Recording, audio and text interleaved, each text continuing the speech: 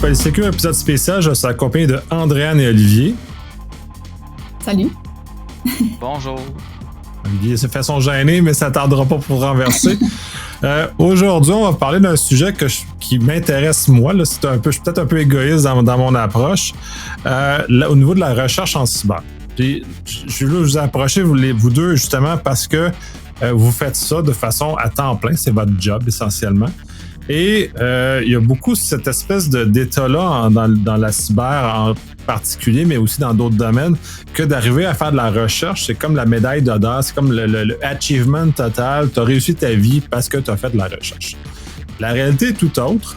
Puis j'aimerais ça vous entendre parler de qu'est-ce que la recherche, que ça représente, puis vous avez déjà un peu. Puis justement, c'est intéressant, puis vous avez un profil, Andréane, qui est typiquement recherche, et Olivier qui est typiquement pas recherche. Et justement, ces deux mélanges-là vont être très intéressants à regarder et comment ça s'exprime et comment vous vivez ça et justement de démystifier cet environnement-là, soit pour intéresser les gens qui auraient le profil pour ce genre de choses-là ou de désintéresser les gens qui n'ont pas ce profil-là et justement d'éviter de se péter la face sur des choses qui vont les rendre malheureux dans leur vie professionnelle et justement de pouvoir progresser. Fait que je vous lance la balle. Ouais. Olivier, tu veux pas commencer? On dirait que tu te grattes la tête. C'est ben trop de longues questions. non, mais... J'essaie de faire un effort de ne pas mettre 10 points dans mon introduction comme la dernière fois, mais j'ai un effort limité, fait que... Non, mais là, on commence ça un peu drôle. Mais non, mais Andréane, je pense que dans sa question, ce que je trouve intéressant, c'est toi qui as un profil recherche. Donc, pourquoi tu ne commencerais pas à nous parler de... justement ton profil de recherche, comment tu vois la recherche?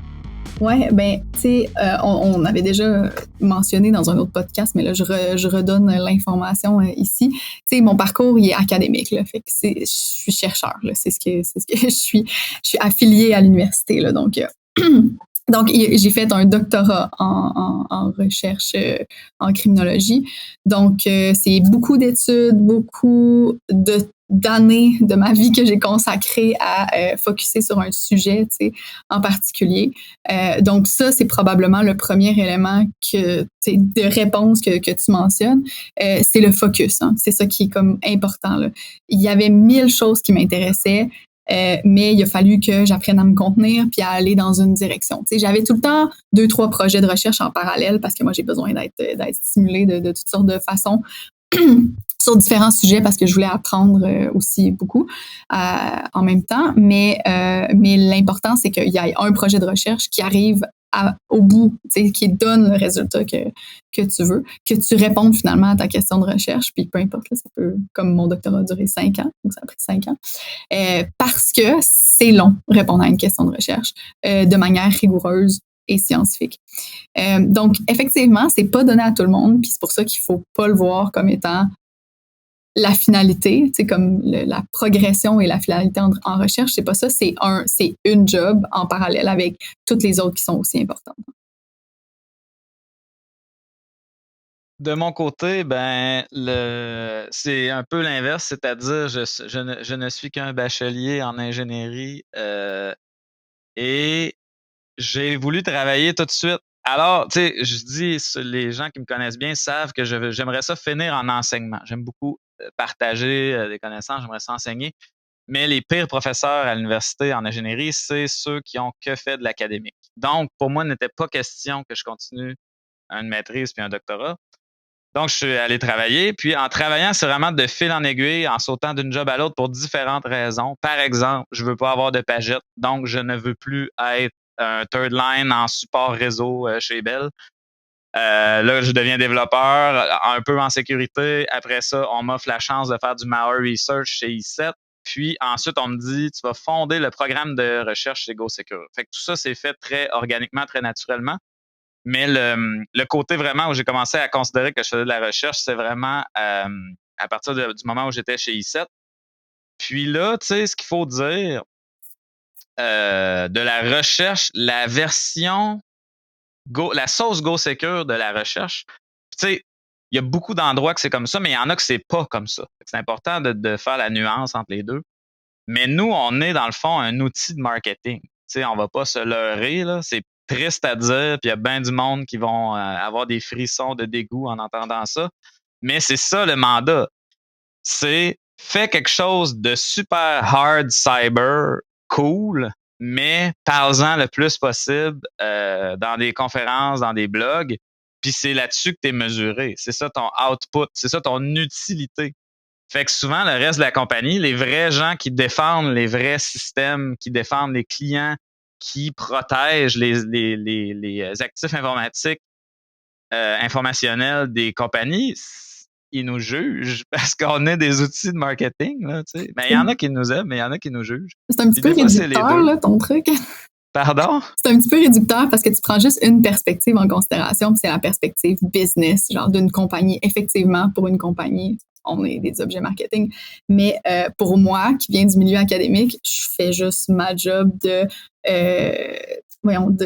deepen scientific knowledge, là, de développer les connaissances scientifiques. Pour moi, dans mon cœur, c'est ça que je fais. Je fais pas du marketing. Mais, non, je comprends. Mais ça dépend de la perspective que tu fais. Là. Moi, dans le milieu, ce que je fais, c'est de la recherche. Ouais. Moi, je rassure parce que j'ai le point de vue extérieur par rapport à vous deux. C'est ça qui est le fun dans ce cas-ci. C'est que vous améliorez l'état de l'art. Puis ça, c'est intéressant. Donc, il demeure que ça rejoint ce qu'Andréan dit, c'est que vous améliorez effectivement l'état de l'art. Mais effectivement, je connais le point de vue d'Olivier, puis je suis un gars du milieu aussi. Puis tu sais, moi, c'est ces gens-là qui flattent des chiffres.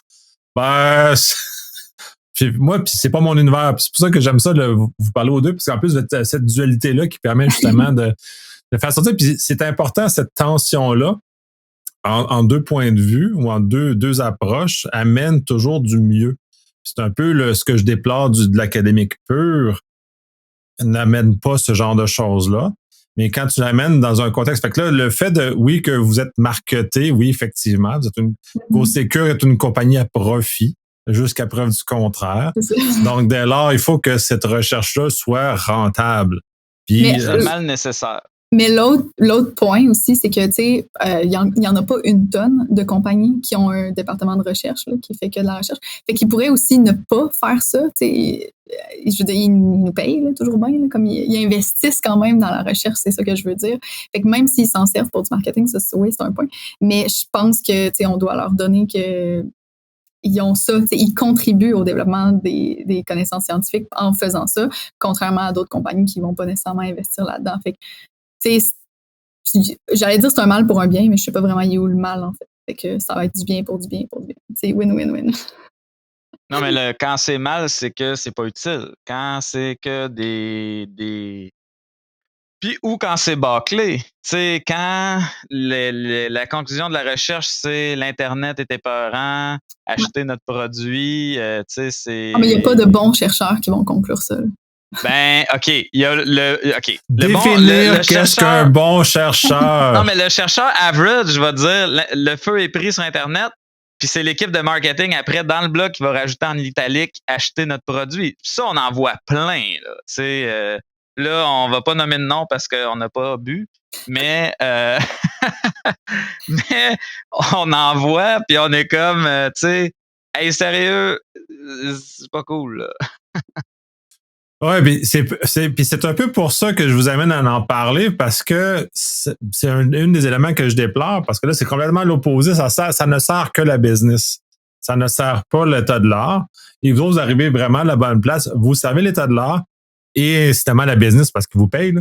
Mais l'état de faire avancer la recherche et que vous présentez, parce que dans l'absolu, à part avoir les données brutes, puis moi, ça m'intéresse pas. Moi, c'est plus le résultat que vous présentez qui m'intéresse, parce que moi, ça m'amène à cette compréhension-là, à améliorer la compréhension des attaquants. Puis pour moi, ça, c'est important. Ça améliore ma vie. Mm-hmm. Mais ça, c'est une des parties vraiment importantes de la bonne recherche, c'est que le chercheur ne reste pas avec ses données dans son bureau. Le point important, c'est le partage de l'information, c'est la dissémination d'informations. Puis ça aussi, c'est une chose qui n'est pas donnée à tout le monde, ou que c'est pas tout le monde qui a envie de faire ça. Fait que ça peut être une chose de vouloir faire des calculs, puis des stats, puis tout, mais après ça, il faut absolument que... Si tu n'aimes pas ça, il faut que tu sois partner avec quelqu'un qui aime ça, parce qu'il faut que tu présentes, il faut que tu écrives les résultats, il faut que tu documentes ça, sinon ça n'a servi absolument à rien. Fait que savoir écrire, savoir communiquer de toutes sortes de façons, savoir présenter, ça, c'est un des points pour de la bonne recherche. Ça, c'est une lacune réelle, encore actuelle, de la recherche en cybersécurité, là. C'est pas vrai qu'il y a du open data comme les publications scientifiques du style de Nature, là. Personne n'est capable de contre-vérifier ce qu'on dit, là. Donc, on tend vers ça, nous. Tu sais, on fait de l'open source, on donne nos PowerPoint, nos blogs sont publics, il n'y a pas de paywall, mais l'open data, on s'est pas rendu. Puis c'est parce que c'est compliqué. Puis avec la loi 25 puis GDPR, ça rend pas ça encore plus simple parce que là, premièrement, il y a des cochonneries dans nos données. Genre, nous-mêmes, on est dans nos données quand on teste nos affaires. Fait qu'on pourrait, genre, potentiellement divulguer nos adresses IP de nos environnements de data center. À travers tout ça, nos credentials. Disons que j'ai un stagiaire que par erreur, il s'authentifie sur un de nos honeypots, mais il utilise son mot de passe personnel parce qu'il est mêlé. Là, il y a son mot de passe personnel en hash NTLM v2 dans nos données qu'on veut rendre publiques. Tu sais, c'est extrêmement dur de faire du open data en cyber, je trouve. Puis, ben, si on veut publier sur une étude sur la dureté des mots de passe ou des tentatives d'attaque, ben, à un moment donné, faut les mettre, les hashes, là, tu sais, en tout cas. Ça, s'il y a des gens, là, qui nous écoutent, qui ont un avis là-dessus, tu sais, je sais que je pourrais comme, hasher les IP, puis j'adore les conversations avec Philippe Artaud qu'on a là-dessus parce que Philippe, c'est le king de la déanonymisation des données. Puis, presque toutes les schemes, comme, par exemple, GitHub, il faisait un hash MD5 des emails, des commits, puis il le mettait à l'envers. Puis selon eux, c'était assez pour anonymiser genre les données, puis tout allait direct dans BigQuery de Google. Mais une fois qu'on s'est rendu compte que c'était ça, on était capable de déanonymiser des millions de emails là, de GitHub. Fait que c'est dur de faire l'open data, le field est vraiment pas mature. Puis, ben, on reçoit pas d'argent en retour. T'sais. Si on était subventionné et qu'on n'avait pas le choix de le faire, c'est une chose. Mais là, moi, c'est 100% du travail de plus et des risques pour un gain uniquement noble. Fait que c'est vraiment tough, mais c'est ça. T'sais, mon intervention, c'est juste pour dire, on fait de notre mieux, mais on sait qu'on n'est pas parfait. En attendant que les gens nous disent qu'est-ce qu'ils pensent là-dessus, puis reach out à toi pour le open source, là, j'aimerais quand même... Open data, pas open source. Open source, on le fait déjà. Open data. Ce que j'aimerais rajouter, en fait, c'est que là, t'es comme un petit peu tes œillères parce que t'es en cybersécurité depuis le début des temps. Mais j'ai eu la chance d'être dans d'autres domaines avant d'arriver en cybersécurité. Puis, par exemple, avant, je travaillais pour la police. Il n'y a pas de open data en police et ça n'empêche aucunement le développement de la recherche scientifique. Mais ça empêche la contre-vérification des findings. C'est sûr que moi, une chose que je suis habituée et qu'on ne voit pas beaucoup en cyber, ben, c'est la publication d'articles scientifiques. Puis quand tu publies un article scientifique dans des revues peer-reviewed avec des validations et tout, là, il y a ça, tu fais signer le truc de confidentialité avec l'autre personne qui sait pas t'es qui, puis qui sait pas... Puis il peut reviewer tes datas et tout ça. Puis ça se fait. Puis on le voit, puis puis il y a quand même de la validation inter-chercheurs tout le temps quand il y a des articles qui sortent. Fait que ça, mon nom est sur 6 ou 7 articles scientifiques. J'ai jamais envoyé de CSV à personne. Non? Jamais. Puis les revues... Puis ils ont été peer-review. Puis c'était des bonnes revues? C'était en cyber. Bon.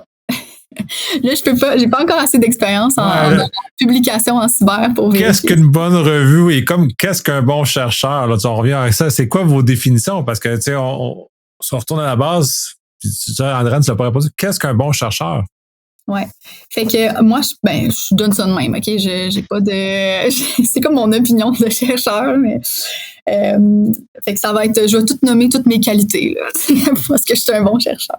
Non, humblement. C'est ça.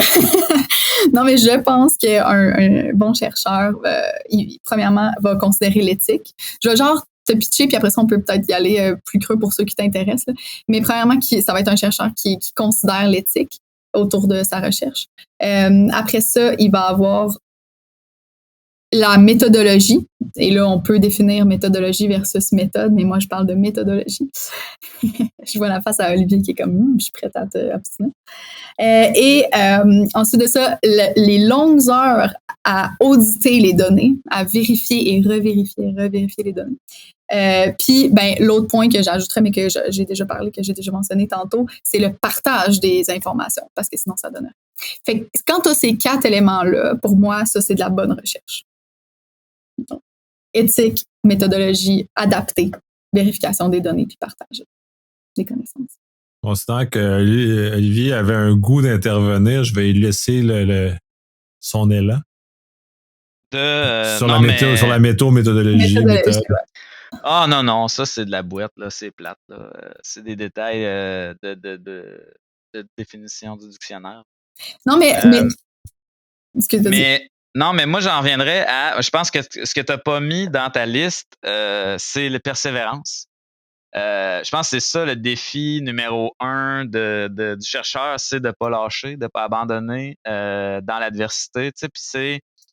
Moi, les stagiaires qu'on a, je leur dis tout le temps, en recherche, le travail commence quand tu n'as plus les réponses dans Google. Là, il faudrait que je rajoute à ma définition ChatGPT, bien sûr, parce que faut se moderniser.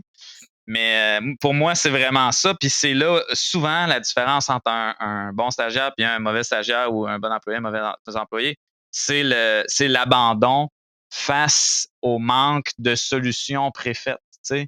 On est beaucoup des programmeurs Stack Overflow là, aujourd'hui. Là, on a oublié les bases, puis on fait juste comme prendre des petits bouts et les chaîner ensemble pour régler le problème immédiat. Mais en recherche, souvent, tu fais face à des impasses, carrément, où il faut faire preuve d'originalité ou t'as 4 millions, puis là, je dis 4, mais dans le cas de la recherche de cet été, c'est 190 millions d'événements. Puis là-dedans, là, tu as toutes sortes de champs. Puis là, c'est quelles questions tu veux poser à tes données. Puis aussi, de jamais de voir de la valeur dans tout. Tu sais, faut pas douter. Puis là, faut comme pas perdre son temps. Faut comme réutiliser. Puis c'est pas tout à fait lié à la persévérance. Ça c'est peut-être l'adaptabilité, comme Andréane disait. Mais tu sais, faut vraiment, à un moment donné, pas perdre de vue l'objectif, dans le fond. Fait que c'est un mélange de tout ça, je pense. Notre dernière recherche, je trouve que c'est un excellent exemple de ce que tu décris là. Parce que dans le fond, on a commencé, on avait, tu sais, ce que tu m'avais dit au départ, c'est, hey, on a des vidéos d'attaquants sur, tu sais, nos honeypots. Puis moi, je suis là, oh my God, c'est hot. On va pouvoir définir, tu sais, puis faire des petits groupes d'attaquants. En fait, ouais, c'est ça, d'écrire les attaquants, c'est ce qu'on a présenté dans les derniers mois. Mais avant de se rendre là, il y a eu 1 an de hey, attends un peu, il y a un monde à comprendre avant d'arriver là. Premièrement, comment ils ont compromis le système, tu sais, là, toute leur stratégie de brute forcing, puis les outils, puis de trucs comme ça. Tu sais, on a fini par voir qu'il y avait des trucs vraiment intéressants dans les données juste en lisant, relisant, en voyant un peu les outliers, les trucs comme ça, tu sais, les données aberrantes. Et puis, on a découvert on s'est mis à faire des calendriers d'attaque, à avoir des comportements humains derrière. Là, ça aussi, il y a eu des présentations qui s'en sont suivies. Puis, ça a été vraiment pertinent aussi. Puis, tout ça, c'était sur le chemin avant d'atteindre notre ultime question de recherche. Puis, c'était à ne pas ignorer. Donc, même si on est resté focus sur ça, mais c'est à pas ignorer les autres qui nous permettent de comprendre finalement la réponse finale ou la question dans toute son intégralité. Là. Si on était allé trop vite à notre but aussi, il y aurait des affaires qu'on n'aurait pas compris. Là. Puis des choses qu'on n'aurait pas documentées qui sont vraiment pertinentes. Si on peut clarifier aussi en y allant par opposition, le profil d'un mauvais chercheur, c'est quelqu'un qui lâcherait le morceau. Puis ça, j'en ai croisé là, des gens comme ça, mais qui lâche le morceau avant que tu aies fini le blog et le talk. Fait que la personne, elle a fait tout le bout, le fun, là, genre l'accumulation des données, tirer des conclusions, mais là, elle manque d'énergie ou elle réussit pas à vendre l'angle ou les trouvailles de façon convaincante à se faire accepter. Puis là, se faire accepter, là, je suis désolé, là, mais tout le monde se fait refuser de DEFCON. Là. Fait que tu ressoumets ailleurs, puis tu ressoumets ailleurs, puis tu ressoumets ailleurs, puis à un moment donné, tu vas passer. Là, moi, les gens qui soumettent qu'à DEFCON puis qui sont comme on me prend jamais, je suis entièrement contre ça. Mais donc, la personne qui va trouver ça trop dur de faire justement l'échange scientifique, c'est-à-dire la publication ou la présentation, puis qui va passer à un autre sujet de recherche, puis qui va se dire qu'elle va revenir sur l'ancien, mais que finalement, ça n'arrivera jamais. Tu sais, ça, si vous avez moindrement tendance à faire ça, c'est clairement pas fait pour vous parce que il y a beaucoup, en pourcentage, là, il y a beaucoup de travail plate par rapport au travail le fun. Là. On est beaucoup dans Word comparé en Python là, ou dans Jupyter, qui est nos outils d'analyse de prédilection. Mais plate, c'est assez relatif. Job plate, c'est assez relatif pour tout le monde. Il y en a qui vont dire ah ouais, mais moi, je préfère Word que Python. Oui, puis ça, non, je renchéris là-dessus. là-dessus. Python à Word. Mais ça, c'est quand j'explique à des gens normaux, c'est quoi ma job est plate là, pour les gens normaux. C'est pas le fun ce que j'ai à faire, puis justement du Word, puis parler à des gens, les convaincre que c'est les bonnes choses. En ce sens-là, on est en marge, malgré tout, si on compare à l'ensemble de la société, mais si on se ramène à notre petit ensemble, qui est quand même notre univers, c'est pas tant plate que tous ces éléments-là, puis on a de tout là, dans notre univers de la cyber. Là. Mm-hmm. Ben oui, non, mais c'est un domaine extrêmement vaste, puis tout le monde peut se placer. Ouais. Puis moi, c'est ça que je trouve plate pour ceux qui veulent entrer dans le domaine, qu'ils ont de la misère à avoir des entrevues. C'est comme, hey, on fait tellement d'affaires différentes. Là. L'entrevue te demande des trucs que tu feras plus jamais après. Là, c'est dommage. J'aime donner des premières chances, justement, parce que à partir du moment où tu es passionné, tu vas réussir à t'aligner. Tu vas être sur ton X à quelque part en cyber, c'est sûr. Là. Tellement de choses. Mm. Fait que ça, c'est un des éléments en recherche important aussi, c'est que faut que tu aimes faire plusieurs choses différentes parce qu'il y a une grosse partie, comme tu dis, de genre Word, de vendre ta salade parce que ça sert à rien si tu communiques pas tes résultats. Puis après ça, il y a une grosse partie en analyse, puis en code, puis en trucs comme ça. Puis tu sais, c'est tout le temps des grosses parties, des grosses étapes. Fait qu'il faut un petit peu que tu sois multitalent là-dedans, là, mais en même temps, c'est aussi l'envers de la qualité. L'envers du défaut, c'est la qualité que, ben, pour moi, c'est jamais plate parce que c'est vraiment différent. Que chaque étape, même si je recommence tout le temps ces étapes-là, admettons, à chaque année, ben, sont quand même différentes, là, ultimement. Fait que, moi, j'ai du fun tout le long. Là. Je les aime toutes les étapes, mais c'est ça. Fait que c'est pas tout le monde qui aime toutes les étapes. Puis n'importe quelle étape, n'importe quel travail que tu fais, quand ça fait 3 mois que tu es là-dessus, à un moment donné, c'est sûr, c'est long pour tout le monde, mais là, la persévérance, elle va rentrer en jeu, comme tu nommais tantôt, Olivier. Mais sinon, si je reviens à un autre point important de la bonne recherche, ça va être l'éthique, parce que je pense que c'est important d'en parler. C'est important de se questionner sur l'éthique en recherche. Est-ce que c'est correct? Qu'est-ce que je fais? Est-ce qu'il y a des personnes à qui on fait du mal sans le savoir ou sans le vouloir? Ça se peut très bien. Puis, si je fais des parallèles avec la cyber, là, ce qui différencie d'un white hat d'un gray hat, versus black hat, là, on comprend que c'est un continuum. Là. Mais white hat, grey hat, là, la ligne, elle peut être mince. Là, fait que des fois, il faut que tu te demandes si tu contribues plus. Est-ce que c'est plus bénéfique que les coûts que ça va apporter? Il y a des pentesters là, qui font ça tous les jours, là, qui vont rencontrer une vulnérabilité puis qui vont se questionner à savoir est-ce que je la soumets pour qu'elle soit réglée ou est-ce que j'annonce à tout le monde que leur système, s'ils utilisent ce système-là, ça se peut qu'il soit vulnérable. T'sais. C'est une question qu'ils vont se poser à tous les jours. Ben, c'est un petit peu... Puis je vais faire un peu de pouce là-dessus. Puis là, je vais parler un peu de droit criminel essentiellement, là, mais c'est un problème des gens en TI cyber, c'est qu'on est très mécanique. On ne prend pas compte qu'il y a eu l'humain dans tout ça. Puis c'est un de votre recherche, je trouve ça très chouette parce que vous abordez le volet humain. Et justement, qui est derrière le clavier? Et c'est quoi l'intention? C'est parce que là, je suis arrivé avec le droit criminel, c'est parce que tu as l'acte criminel, l'actus reus, et tu as l'intention, mens rea, qui sont les deux éléments nécessaires à la concrétisation d'un acte criminel selon nos lois. Donc, quand que j'analyse les choses, puis j'ai commencé récemment, puis je dois probablement donner le crédit là-dessus, quand je regarde un attaquant, quand que je suis en gestion d'incident, là, je cherche c'est quoi sa motivation, c'est quoi son intention. et ça vient moduler énormément mon regard sur les choses qui, si je me limitais souvent au strictement technologique, c'est tel que tel, mais vous amenez cet élément-là que je trouvais intéressant, cette chose. Puis donc, l'éthique est nécessairement associée à ça. Puis c'est pour ça que le lien se fait. C'est que vous devez savoir qu'est-ce que ça va avoir comme effet sur les humains.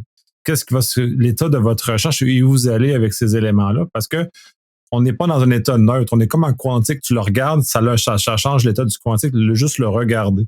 Donc, le fait de faire de la recherche, puis vous avez probablement vu commencer à avoir des effets aussi, là, mais bref, c'est ma petite parenthèse sur ce que tu m'as lancé en éthique.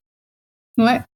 Ouais, non, puis tu sais, ça concerne plusieurs aspects, là, l'éthique, là, tu sais, c'est au départ juste ma recherche éthique, tu sais, est-ce que elle va faire du bien plus que de mal. Puis tu sais, des fois, on est beaucoup plus éthique aujourd'hui qu'on l'a été dans les recherches scientifiques de la Deuxième Guerre mondiale, par exemple. On peut en repenser plusieurs qui étaient hautement non éthiques, malgré le fait que ça nous a apporté beaucoup d'informations scientifiques. Mais on se fait questionner sur l'éthique beaucoup, Andréane, hein? Tu t'en souviens, là? Questionner, tu veux dire les gens sont curieux à savoir. Non, il y en a pour qui trouvent que c'est pas éthique ce qu'on fait. Ouais, ben c'est sûr que il y a plusieurs aspects à l'éthique, puis il y a plusieurs aspects à considérer. Je serais curieux de savoir si ça passerait en comité d'éthique universitaire. Moi aussi, puis j'ai le goût de l'essayer aussi.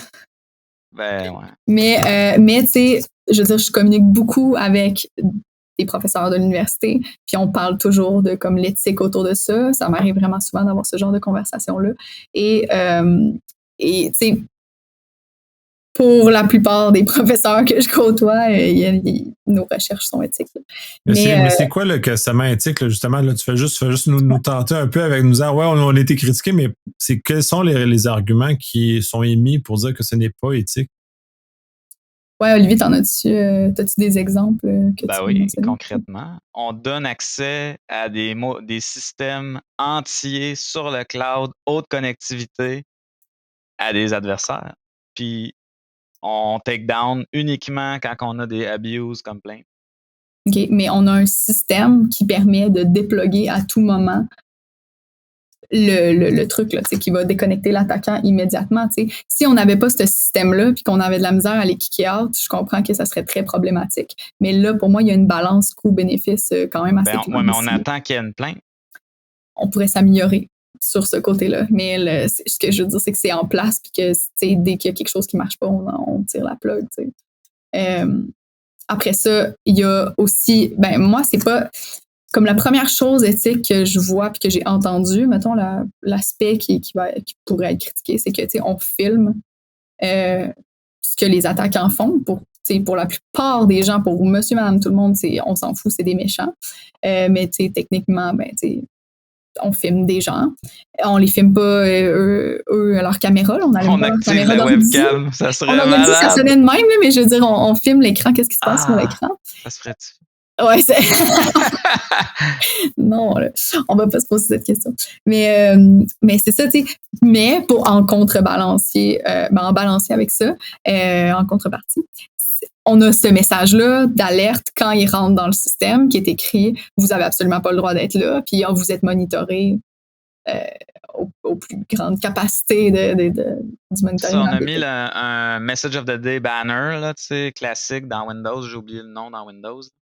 Mais un MOTD qui dit que vous êtes monitored au full extent du RDP protocol. Fait que nous, on sait qu'est-ce que ça veut dire. Puis, c'est unauthorized access aussi. Fait qu'un classique, que tout le monde mette sur leur switch, puis leur firewall, puis leur système depuis des temps immémoriaux. Depuis le CFAA, en fait. Donc, puis, on a ça. Les attaquants le voient et doivent cliquer OK pour continuer. Là, puis, faire ça. Donc, pour moi, ça, c'est suffisant pour leur avertir qu'ils sont filmés. T'sais. Peut-être qu'ils ne savent pas à quel point, mais... Mais moi, j'ai pas de problème éthique avec les adversaires. Ils n'ont pas d'affaires là, puis c'est clair. Là. Mm-hmm. Ça, je trouve pas que c'est un gros enjeu. Là. Mais c'est des questions quand même qui se posent. Les questions doivent se poser. Ils doivent se répondre également. Puis là, je vois des réponses qui sont données, puis c'est intéressant. Puis c'est ça aussi, ces questions-là. Vous êtes confrontés avec ça constamment. Puis là, tu parlais les 4 ou 5 points de dépendance, on pense persévérance comme étant une qualité d'un chercheur, mais c'est constant, ces questions-là, ces préoccupations-là. Là, Olivier soulevait, oui, mais on attend le message du abuse. Effectivement, c'est peut-être insuffisant pour votre lecture des choses, mais légalement, probablement pas. Là. Encore là, le légal et l'éthique, c'est deux choses. C'est pas tout à fait aligné. Oui, c'est ça. Puis l'autre chose éthique qu'on peut considérer pas mal toutes les fois qu'on regarde des captures d'écran, il y a, tu sais, les adversaires vont se connecter à leur compte personnel des fois. Ils vont se connecter à leur Telegram, ils vont se connecter à leur courriel. On a tout. Ils vont se connecter à leur wallet de crypto-monnaie. Tu sais. Toutes ces infos-là, on les a. Est-ce qu'on les utilise? Absolument pas, parce que pour moi, ça, c'est passer l'éthique, là, c'est non éthique pour moi, parce que j'ai pas d'affaire avec ces informations-là. Pour moi, c'est du ressort de la police. Donc, je les utilise pas. Après ça, quelqu'un d'autre ferait comme, mais c'est merveilleux, on va commencer à enquêter, on va se connecter à leur compte, puis tout ça. Puis, je comprendrais l'excitement, l'excitation, je veux dire. Ouais, mais tu sais, des fois, faire la danse de la pluie, parce que la danse du soleil, parce que tu as réussi à trouver le Graal, puis t'es content, ça, je peux comprendre, puis avoir fait des pentests, puis des fois, t'es trop content, puis tu brûles ton in parce que tu étais trop content. Là. Fait que ça arrive. C'est quand tu es un peu inexpérimenté. Mais dans ce contexte-là, puis je voulais voir, parce que normalement, ce qui guide vos choix, dans le fond, c'est parce que vous avez l'information sur les comptes personnels, c'est votre protocole de recherche, c'est l'objectif. Parce que si c'est ça qui est votre guide ultime, j'imagine, dans la façon que vous abordez ça. Pas peut-être coup de coup, vous découvrez les comptes personnels, puis vous partez. Mais si c'est pas dans le protocole de recherche, normalement, c'est là où un bon et un moins bon chercheur doivent se différencier aussi. Oui, parce que c'est vraiment tentant là, de prendre les infos, t'es d'en face. Là, puis c'est drôle, puis c'est des méchants, puis mais on le fait pas. Fait que, parce qu'effectivement, on est guidé par nos objectifs de recherche plus importants que ce petit monsieur-là qui consulte ses courriels personnels. Ouais. Sinon, est-ce que je peux passer à mon deuxième point? Est-ce que vous me le permettez? Okay. Oui, même si Olivier est très réflexif, on peut passer, je pense, au deuxième point. Oui, c'est ça, ça le fait réfléchir. Mais je dis deuxième point. C'était comme deuxième, mon Dieu, on n'est pas sorti. Ah non, mais on les a toutes nommés. On a nommé... je sais pas pourquoi, j'ai une ordre dans ma tête, l'éthique, parce que c'est ce que tu réfléchis en premier, après ça, méthodologie. Moi, je vais en étapes, là, je suis très pragmatique. Fait que la méthodologie de recherche, puis là, je disais, je pense que c'était quand même important de définir méthodologie versus méthode, parce que la méthode, c'est les techniques que tu vas utiliser ou les outils que tu vas utiliser pour collecter tes données ou analyser tes données. Mais la méthodologie est encore plus importante en recherche. C'est ton espèce de cadre dans lequel tu vas agir. Ça va contenir la rigueur de la recherche, la crédibilité, la validité, la fiabilité. Est-ce que ta méthode peut être reproduite par quelqu'un d'autre ou tu as changé 2-3 affaires pour que ça fitte, mais quelqu'un d'autre qui va réutiliser les mêmes données n'arriverait jamais à la même conclusion à cause de ces changements-là. Ça, c'est grave. Là, tu peux pas altérer les données. Tu peux travailler longtemps sur tes données pour les mettre d'une certaine façon, ça, il n'y a pas de problème, mais tu peux pas venir changer 2-3 petits points pour que ça fitte mieux ou que ça soit plus facile. Tu peux pas, c'est ça, tu peux pas changer les données. Donc le fait des données aberrantes, d'ailleurs, aussi, sont un élément qui doit être tenu en compte. Certains, en recherche conventionnelle, justement, il y a des recherches qui ont été critiquées, justement, parce que les chercheurs ont retiré les données aberrantes, ce qui a retiré la valeur ultime de la recherche, parce que dans certains cas, ces données-là ont une importance très importante. C'est très important, ce genre de choses-là. C'est le top. Mais justement, ça vient diminuer la valeur de la recherche parce que ces données aberrantes-là arrivent à d'autres conclusions et d'autres façons pas si tu es capable de le documenter. Oui, c'est ça. C'est une bonne raison. Chaque fois que tu altères tes données brutes, il faut que tu dises « j'ai enlevé ça à cause de cette raison-là ». Là, la personne qui voit ça plus tard peut dire « je suis pas d'accord avec le pourquoi », mais elle a la trace. Tandis que si tu fais juste l'enlever puis foncer, ben là, t'es malhonnête. T'sais. C'est ça. Je pense que c'est... En pharmaceutique, là, les tests là, de médicaments, tout ça, là, si tu te trompes dans un carnet, mettons, il faut que tu biffes de façon à ce que le chiffre antérieur soit encore visible, puis il faut que tu mettes tes autographes. Tu sais, il y a une procédure pour pas que tu aies de l'air de détruire des données, de cacher des erreurs. Tu sais, je pense que c'est la même chose qu'il faut avoir dans n'importe quelle recherche. Il faut une transparence. Puis ça prend du temps. Ça, c'est pénible. Souvent, là, tu te dis, hey, Ça change on de garoche ça en rien. dessous du tapis, personne va s'en rendre compte, all right. Ah, Puis c'est tentant. souvent, c'est de notre faute. Souvent, ah ouais, mais là, il y avait un bug ou les logs, il y avait, par exemple, tu sais, là, cette recherche-là, il y a 3 ans, 190 millions d'événements. À travers 3 ans, là, on a changé la façon qu'on loguait certaines variables. Un moment donné, c'est client_IP, un moment donné, c'est source-IP, puis un moment donné, c'est client IP avec un I majuscule tout collé. Comment que je fais pour concilier tout ça puis faire une picture cohérente avec, tu sais, mettons, un enrichment en GeoIP? Si tu dis, hey, là, source-IP, là, on a fait ça pendant 2 semaines, on s'est rendu compte de ça, on a backé out le changement, on s'en crisse de ces données-là. Excusez, là, je viens d'étiqueter l'épisode comme Ouais, il va être mature audience. explicite. Pardon. Non, mais pour nous, ce n'est pas significatif dans tu sais, c'est moins de 1% des événements. Puis, il n'y a pas de lien direct, il n'y a pas d'impact direct avec les conclusions qu'on veut aller chercher. Mais ça, si on le fait, puis je pense qu'on l'a fait une fois, puis c'était pas tout à fait cet exemple-là, mais premièrement, les chercheurs, on s'est parlé. Il n'y a pas de cachotterie. On se le dit, puis on l'écrit. T'sais, on l'a documenté. Ça, on a retiré ces données-là pour nous simplifier la vie parce qu'il n'y a pas d'impact à cause de X, Y, Z. Ça nécessite des tests aussi. Genre, est-ce qu'il n'y a vraiment pas d'impact? Fait que là, il a fallu, on reroule les analyses. Rerouler tout, puis le voir et documenter qu'il n'y a pas d'impact, puis le faire, c'est bon, on peut procéder. Donc oui, c'est plus complexe que ça en a l'air. Mais sinon, la méthode... Oui, ça, c'est le bout de... Data cleanup, là, c'est plate. Important.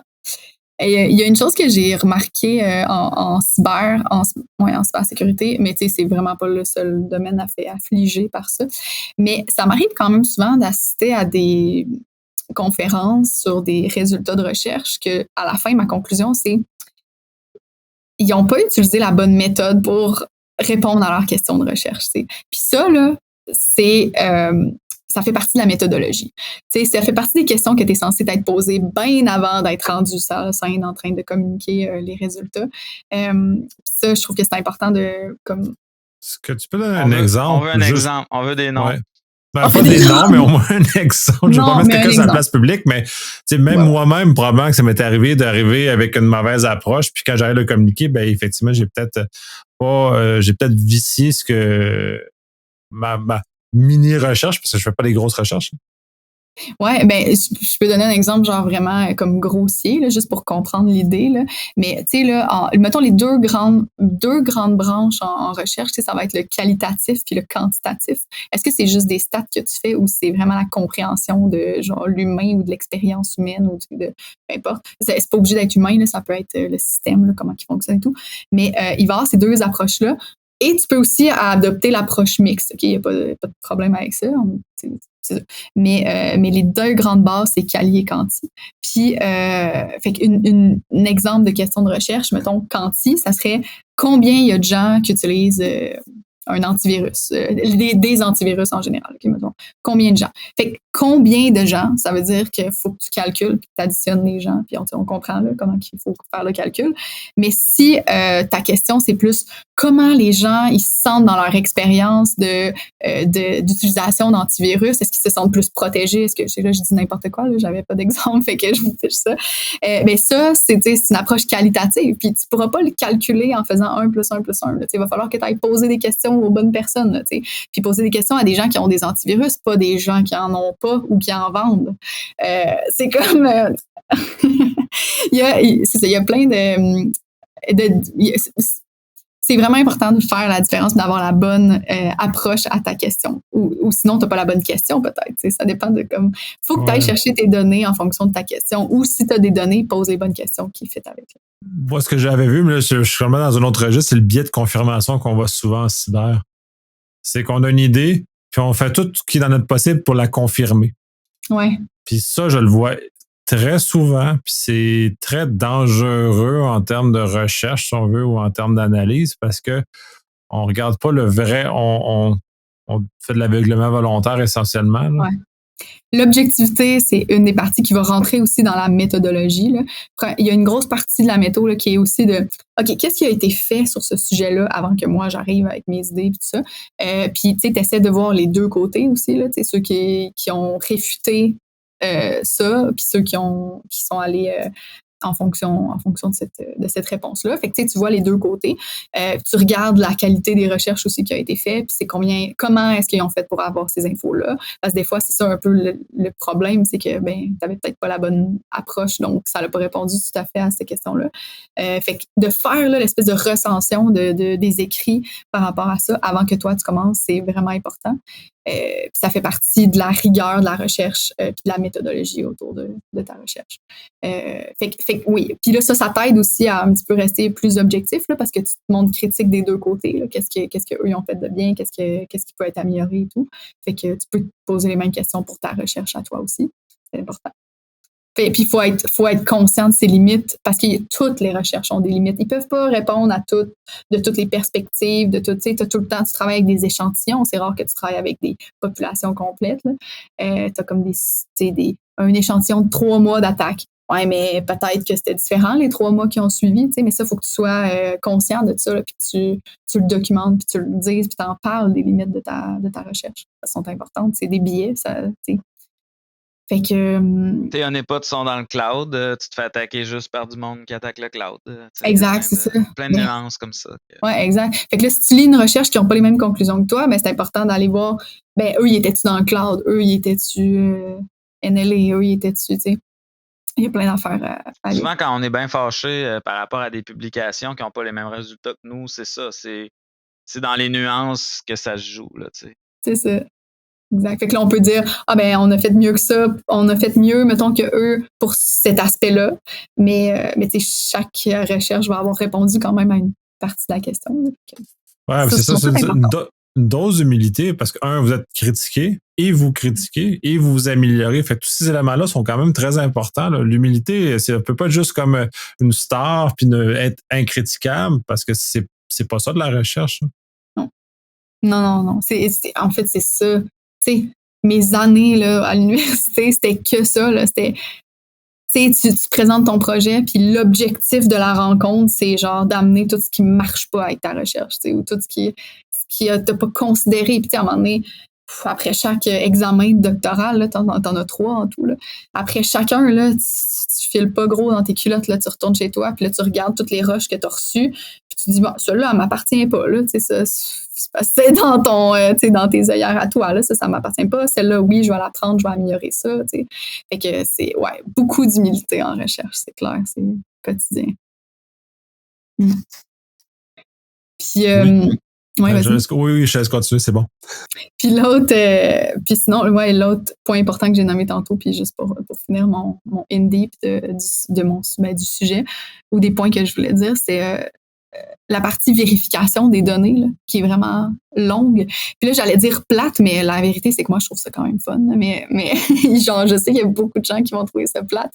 Mais, tu sais, vérifier, faire des tests, utiliser plusieurs outils différents pour tester, pour voir si t'as si t'arrives au même résultat.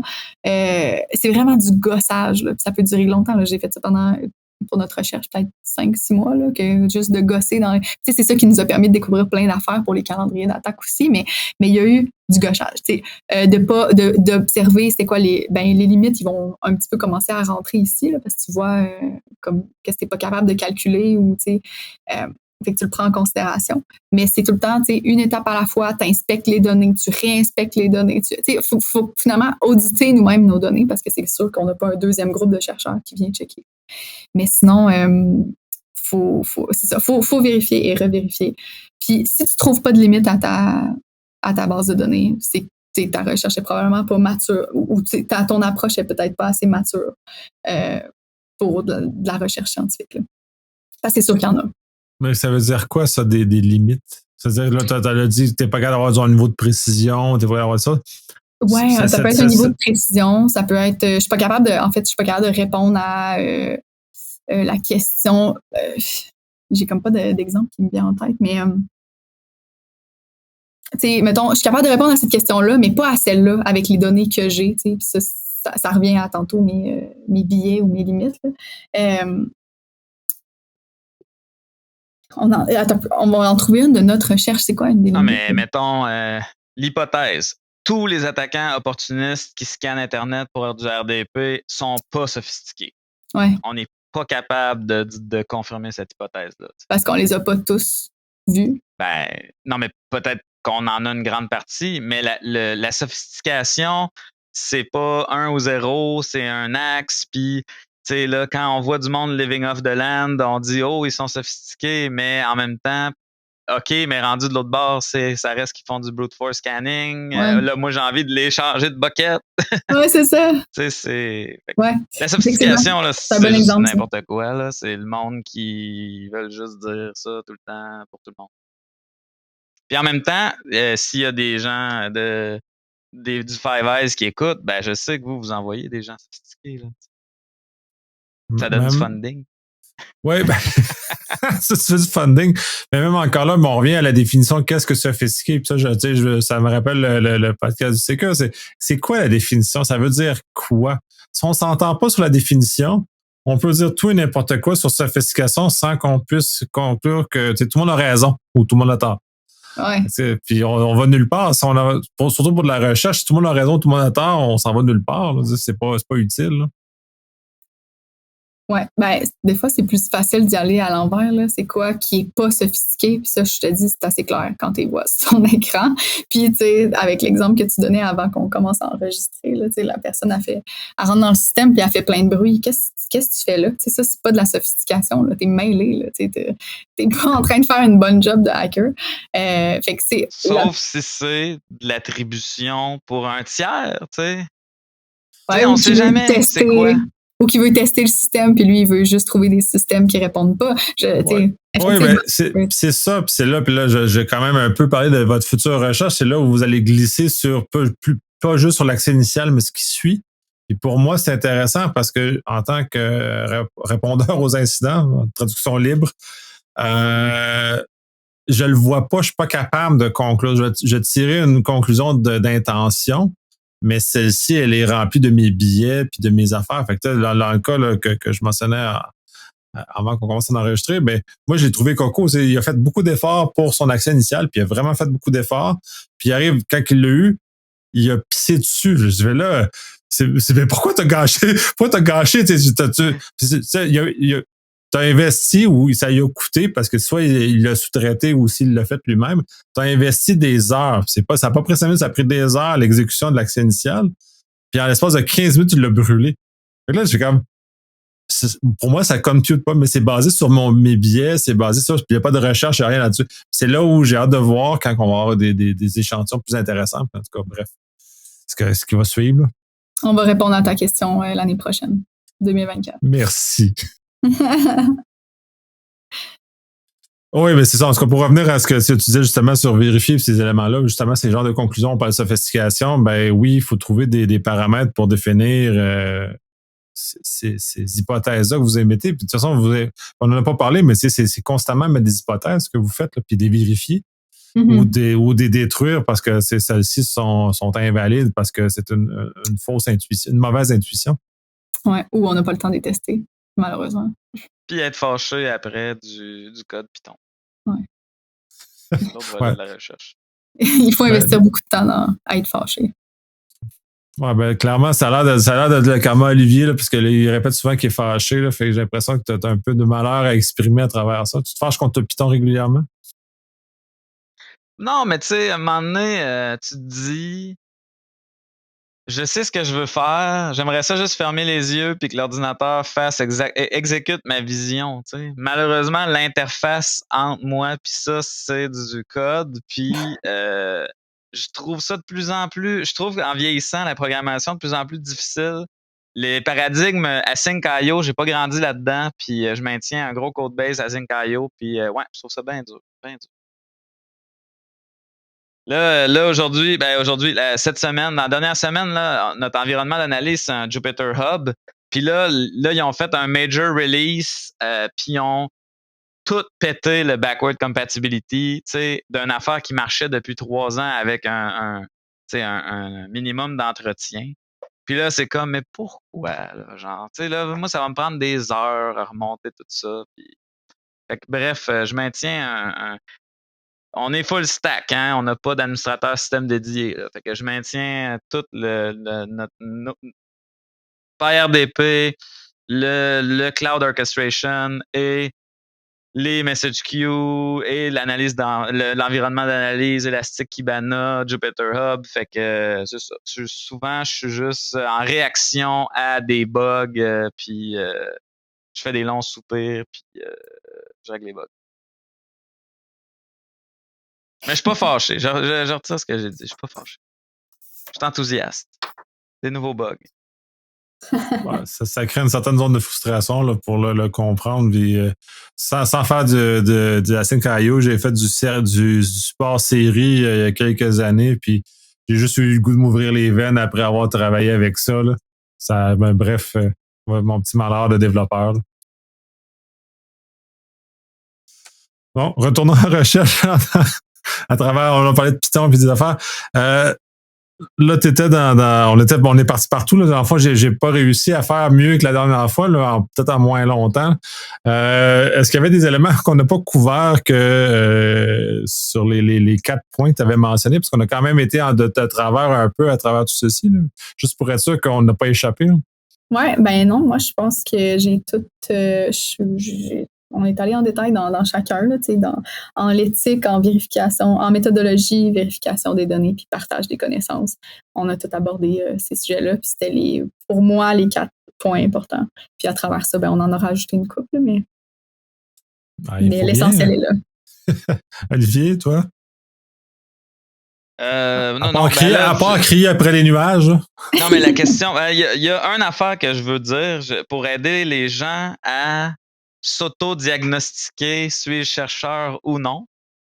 Je vais en parler tout de suite, puis après ça, ben, si tu as d'autres questions, tu continueras. Mais si vous êtes quelqu'un qui participe à des CTF, moi, j'organise arguably le plus gros CTF en personne au monde. Puis j'aime beaucoup ça. Moi, c'est vraiment un des trucs qui me passionne le plus ou qui a le plus confirmé que je suis en cybersécurité. C'est les CTF. Puis pour savoir si t'es un chercheur, là, puis là, ça, c'est de la théorie du CTF playing que Laurent Desaulniers et moi, on évangélise depuis une décennie maintenant. Il y a comme plusieurs types de joueurs, mais il y a 2 joueurs qui sont carrément en opposition. C'est le grinder puis le butineur. Okay? Les noms sont assez explicatifs, là. Fait que le butineur, lui, va avoir touché à tous les challenges, puis il va avoir comme essayé un peu, puis si c'est facile, il va faire des points même, tu sais, le butineur. Puis le grinder, c'est l'opposé, là. C'est un binaire ARM 64 en architecture mixed endian custom. Puis tu le vois à prime abord que tu n'as aucune chance de réussir parce qu'il reste 12 heures au CTF. Mais c'est pas grave, tu vas te lancer là-dedans, ouvrir les guides, puis tu vas te casser la tête. Puis tu sais, là, vous voyez où je m'en vais avec ça, là. Tu sais, la recherche, c'est clairement, si vous êtes du type grinder en CTF, vous avez, à mon avis, vous avez plus de chances de réussir en recherche en cybersécurité, c'est ça qui vous intéresse, que si justement, quand vous arrivez, puis qu'il y a un but, parce que c'est ça la recherche, c'est un buffet d'options. C'est toi qui décides de quoi tu parles. C'est toi qui émets tes propres hypothèses. Là. Moi, je sais pas si c'est clair pour tout le monde, mais à Job, il y a personne qui nous dit fais ça. Là. C'est nous autres qui décident. Puis, donc, c'était épeurant, là. Fait que si devant le buffet, ben, tu butines puis tu vas pas jusqu'au fond, tu n'auras pas les résultats que tu veux en recherche, puis tu vas peut-être perdre le support de ton organisation. Fait que c'est, à mon avis, un test, c'est en CTF, es-tu capable de driller jusqu'à fond? Si oui, ben, tu peux considérer la recherche comme. Il n'y a pas un peu une partie butinage au début d'une recherche? On est quand même. Ben, puis là, je parle juste de mon expérience, là, mais tu sais, mettons, moi, dans les CTF, je connais pas grand-chose non plus. C'est peut-être pour ça, là, mais moi, je suis du genre à aller checker toutes les challenges, puis après ça, je m'en choisis un, puis là, oui, je peux passer beaucoup de temps dessus, mais il y a comme une étape butinage, pareil, tu sais. Puis là, comme quand je pense à la recherche, tu sais, souvent, quand tu cherches un petit peu c'est quoi ton next step. Non, mais dans la définition des personnages de CTF, là, un grinder peut aller lire les challenges, c'est quoi, avant de se mettre à grinder, là. C'est pas ça, là. Mais il peut-tu essayer 2-3 affaires avant de choisir finalement, tu sais? Ben oui, mais tu sais, c'est une tendance, là. C'est comme un spectre, puis t'as 2 bouts au spectre. Ultimement, si t'as passé beaucoup de temps sur un, ultimement, si tu abandonnes tout le temps, tu réussiras rien. Tu sais. Mm-hmm. Faut que tu te rendes à la fin à un moment donné. Ouais. Intéressant. On va conclure sur ça. On a réussi à le faire en bas d'1 heure. Pas trop dispersé. Fait que médaille à tout le monde. Puis je vous remercie énormément. C'est très le fun ce partage-là, cette discussion-là un peu libre et qui nous permet justement d'éclairer et un peu de creuser ces sujets-là qui ne sont pas tant parlés que ça publiquement. Fait que je vous remercie énormément de votre générosité et votre contribution. Merci à toi. Ça fait plaisir.